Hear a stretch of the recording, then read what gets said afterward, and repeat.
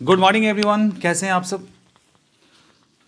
आज बात करने वाले हैं उन बच्चों से जो एक लंबे समय से तैयारी कर रहे हैं, जिनका या तो प्रीलिम्स नहीं हो रहा या मेंस नहीं हो रहा, या आने वाले कुछ समय के बाद 2 महीने बाद 1 महीने बाद एग्ज़ाम होने वाला है।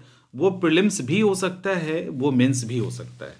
अमूमन हम चीज़ों को नोट डाउन नहीं करते हैं, आपको पता है, लेकिन आज हमने नोट डाउन इसलिए किया है कि बीपीएससी के रिजल्ट आने के बाद, प्रीलिम्स के बाद कट ऑफ आदि, दूसरा अभी एईडी और एसआई जैसे एग्जामिनेशन पिछले अगले 60 दिनों के अंदर होने वाले हैं।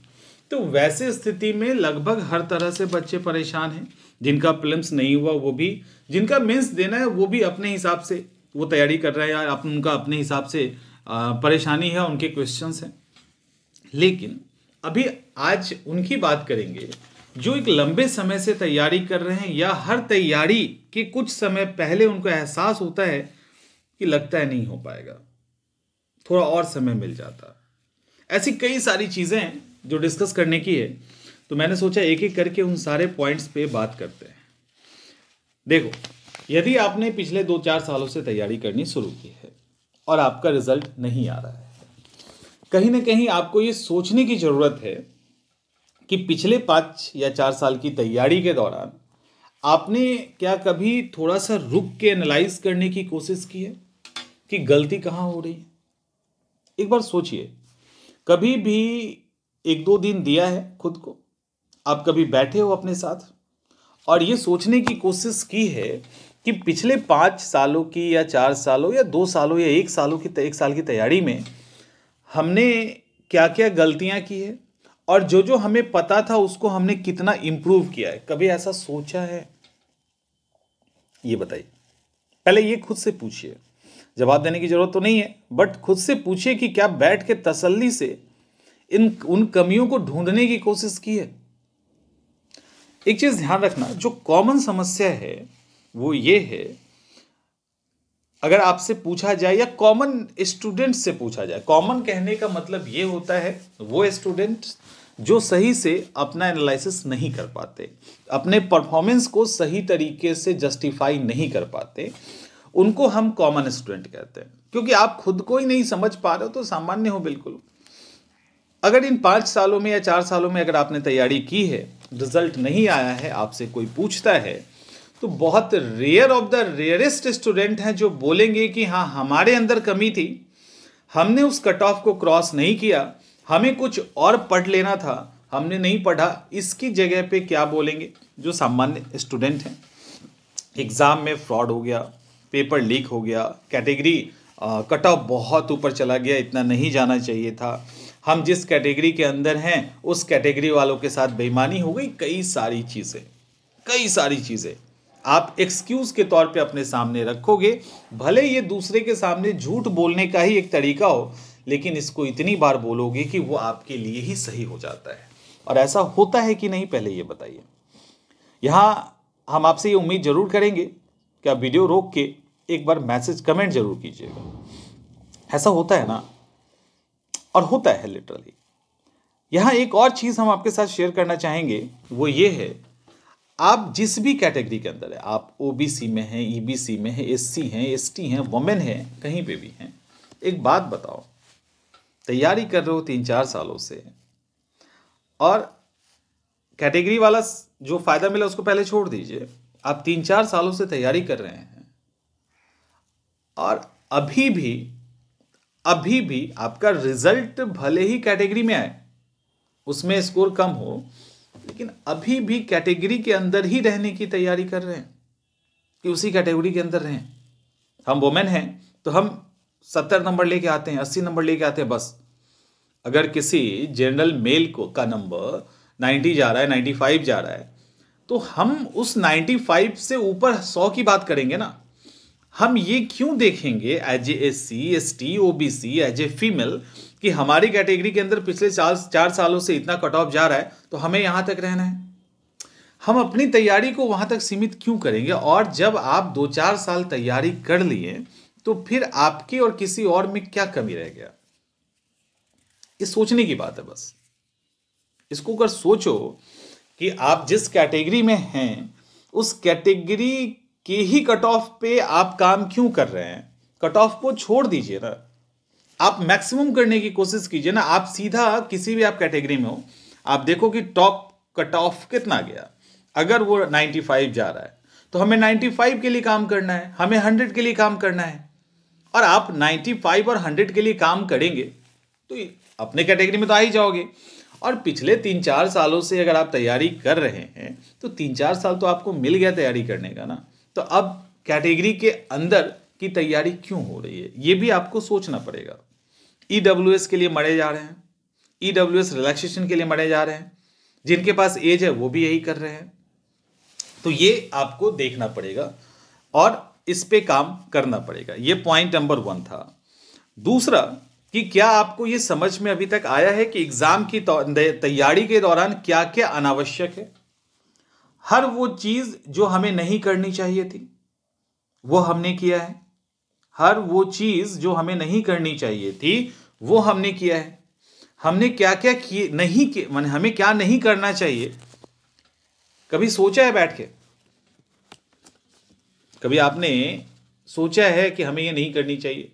हमें सिर्फ वन लाइनर नहीं पढ़ना चाहिए था, हमें इधर उधर टाइम नहीं बर्बाद करना चाहिए था, हमें जो एग्जाम ओरिएंटेड चीज़ें हैं उस पर काम करना चाहिए था, हमको बार बार रिवीजन करना चाहिए था। कभी बैठ के सोचा है कि क्या गलतियां हुई है? अब यहां क्या है, आपको पता है कि गलती क्या हो रही है।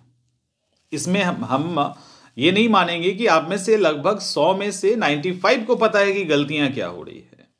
हम उसको एक्सेप्ट नहीं कर रहे हैं इसको, और आप ये कह सकते हो कि हमको पता नहीं चला, हमको समझ नहीं आया टाइप की चीज़ें।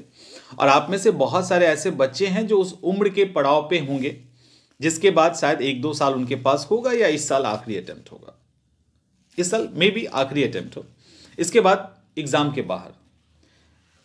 और यही चीज़ पिछले साल भी हुआ होगा कुछ के साथ, उसके पहले भी हुआ होगा। इसमें बहुत सारे आपके नोन होंगे, एक बार जाके उनसे पूछिएगा। मैं बहुत ही प्रैक्टिकल बात कर रहा हूं आपके साथ। एक बार जाके उनसे पूछिएगा कि भैया या दीदी जो भी कहना है, क्या क्या ऐसा गलती किया आपने जिसके कारण एग्जाम नहीं निकला। वो पूरा लिस्ट आपको थमा देंगे कि हमने ये गलतियां की है जिससे हमारा एग्जाम नहीं निकला या हम उस लेवल पे नहीं पहुंच पाए। एग्जाम नहीं निकलना भी एक अलग चीज है, एक अच्छा फाइट देना जो आपको संतुष्ट कर सके, ये दूसरी चीज है। तो आप पूछिएगा कि भैया क्या तैयारी में क्या आपको लगता है कमी रह गई, वो सारा कमी बता देंगे। और एक लाइन और ऐड कर दीजिएगा, एक लाइन और पूछिएगा, वो आपको झटका देगा। वो ये कि आपको पता नहीं था। पूछना कि क्या आपको पता नहीं था, वो बोलेंगे पता था, लेकिन एज ए स्टूडेंट लाइफ में वो अपने कंफर्ट जोन से बाहर निकल के अपनी गलतियों और कमियों को एक्सेप्ट नहीं करके यही exam, paper leak, cut off, category वाला गेम खेल के अपने आप को डिफेंड करते चले गए। एग्जाम के बाहर आते ही सारी कहानी खत्म। पेपर लीक हो रहा है, होने दो, अब तो एग्जाम का सम अटेम्प्ट ही नहीं है। अब कैटेगरी में क्या कट ऑफ जा रहा है हमको क्या मतलब है, समझ में आ रहा है? एग्जाम में फ्रॉड हो रहा है हमको क्या मतलब है? अब ये जो सारा भ्रम था जो आपने जबरदस्ती क्रिएट किया था एग्जामिनेशन की तैयारी के दौरान, एग्जाम खत्म होते ही तो वो उसके साथ दफन हो गया। अब बचा क्या? रियलिटी। अब बचा क्या? सच्चाई।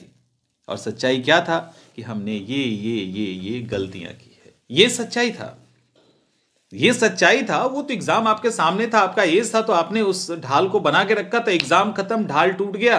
अब आप कह रहे हो कि नहीं यही एक्चुअल चीजें थी, हमने अपने आप को बचाया था। ये आपके साथ भी हो रहा है और डंके की चोट पर कह रहे हैं कि आपके साथ हो रहा है, 100% हो रहा है, ठीक है। और ये आपको पता है, लेकिन आपने भी एक ढाल बना के रखा है। ये बात जब हम आपके साथ शेयर करेंगे तो बहुत सारे असहमत हो जाएंगे, लेकिन असहमत होने के बाद भी आप सहमत नहीं होना, लेकिन आप एक बार ये ट्राई जरूर करना उनके साथ जिनका एग्जाम निकल चुका है। वो सब बता देंगे, वो आपको प्रॉपर गाइड करेंगे। एग्जाम आज वो एग्जाम के एज से बाहर हुए, कल से वो टीचर हो जाएंगे, मेंटर हो जाएंगे, वो गाइड करना स्टार्ट कर देंगे और गलत भी नहीं करेंगे आपके साथ। उनको पता चल जाएगा कि अच्छा, क्योंकि भ्रम दूर हकीकत सामने, ये होता है, ठीक है। तो वो गाइड करना आपको स्टार्ट कर देंगे। अब सवाल ये है कि आपको पता है, अब आपको पता तो चल ही गया, कम से कम आप एक बार मंथन कीजिएगा। और अब ये सारी चीजें जब हो गई तो आपको दो तीन चीजें यहां पता चल गई। अनावश्यक क्या क्या आप पढ़ रहे हो पिछले कई सालों से, क्या क्या वो गलतियां हैं जो आपको पता है और आप भ्रम में हैं, किसी और चीजों पर डिफेंड कर रहे हैं। और मैंने क्यों कहा ये कि देखिए, पेपर लीक या कई सारी बातें होती है, कट ऑफ ऊपर चला गया। हम ये मानते हैं कि मेरा ये भी मानना है कि ठीक है, जो हो रहा है थोड़ा बहुत हो रहा होगा, वो हो सकता है। लेकिन क्या हम उस जगह पे पहुंचे थे उस एग्जाम में जहां तक हमें पहुंचना चाहिए था? ये एक बड़ा सवाल है। अगर आपको लगता है कि नहीं हम वहां तक पहुंच गए थे, तब तो ठीक है। नहीं पहुंचे थे तो ये कमी है जिसको एक्सेप्ट करना ही पड़ेगा। इसके बाद कॉन्टैक्ट, अब सवाल है कि हम किस पे काम करें। अभी हमारे पास, मान लेते हैं हमारे पास अगला 60 दिन बचा है, 80 दिन बचे हैं। हम इन 60-80 डेज में हम किन चीज़ों पे काम करें जिससे हमारा ये एग्ज़ाम निकल जाए, राइट? ये कैसे होगा? देखिए, आपको पता है कि अपने अनावश्यक चीज़ों में क्या क्या किया है, उसमें स्टडी मटेरियल भी है। अभी भी यदि आप फोकस्ड हो जाए ना, अभी भी आप बिल्कुल अपने आप को कंट्रोल कर लें और एग्ज़ाम ओरिएंटेड चीज़ों को पढ़ें, तो जिस हिसाब से आपने पहले से तैयारी की है, इसको इंप्रूव करना मात्र है। इंप्रूव करोगे और रिजल्ट आ जाएगा, क्योंकि आप रिजल्ट की दहलीज पे ही हैं, उससे बहुत पीछे नहीं है। अब उस जगह पे वहां से क्रॉस करने में बहुत समय की जरूरत नहीं है, सिर्फ समझने की जरूरत है कि आप गलतियां क्या कर रहे हैं और उसको सुधारने की जरूरत है, जो कुछ घंटों का, 100-150 घंटों का काम है। क्योंकि आपने सब कर रखा है, लेकिन वो तहस नहस है, उसको एक साथ अरेंज कर देना है, चीजों को हटा देना है, बहुत सारी चीजों को ऐड कर देना है। जहां आपका समय फालतू बर्बाद हो रहा तो वो खत्म हो जाएगा। जो काम की चीजें उस पर आप बार बार फोकस करोगे, कहानी खत्म। इतना ही तो है आपका एग्जाम, और इतना ही है, इससे ज्यादा नहीं है। ये अभी क्या चल रहा है कि अभी कंटेंट के पीछे हम लोग इतना पागल हो चुके हैं। अभी जैसे आपका AET, USI आदि कई सारे एग्जामिनेशन है, ये एक ऐसा एग्जाम है जिसमें विद इन 3 मंथ हमें चीज़ों को कवर करना है। हम ट्रेडिशनल वे से पढ़ाएंगे, नहीं हो पाएगा। हम मैथ और रीजनिंग को ट्रेडिशनल वे से समझाएंगे, नहीं हो पाएगा। हमने उसके लिए चीज़ों को बदला, हमने छोटे छोटे टॉपिक वाइज वीडियोस दिए, उस टॉपिक के डिफिकल्टी वाइज वीडियोस दिए कि ये डिफिकल्ट लेवल है, ये डिफिकल्ट लेवल है, ये डिफिकल्ट लेवल है, तो उसके अकॉर्डिंग हमने आपको वीडियोस दिया। क्यों? क्योंकि चीज़ें आपके लिए आसान हो जाए। कहने का मतलब ये है कि कंटेंट पे काम कीजिए, कंटेंट को सीमित रखिए, बहुत ज़्यादा इधर उधर भटकने मत दीजिए उसको।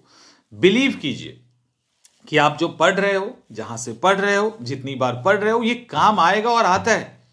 और ये सारी चीज़ें आप अपने पास्ट से सीख सकते हैं कि आपने जहां से पढ़ा और जहां से आप डगमगा रहे थे, क्या वहां से सवाल आया है कि नहीं। और आपने फालतू के जो चीज़ों को पढ़ा, लिखा, सीखा, जो भी किया, क्या वहां से सवाल है? नहीं।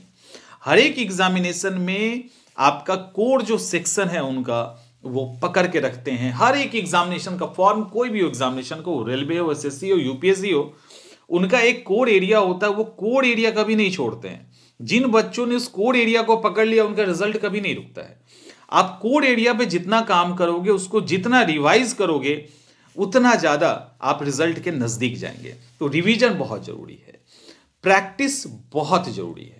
कहते हैं ना, प्रैक्टिस ही परफेक्ट बनाता है। तो प्रैक्टिस बहुत जरूरी है और एक गाइडेंस की निहायत ही अनिवार्यता है।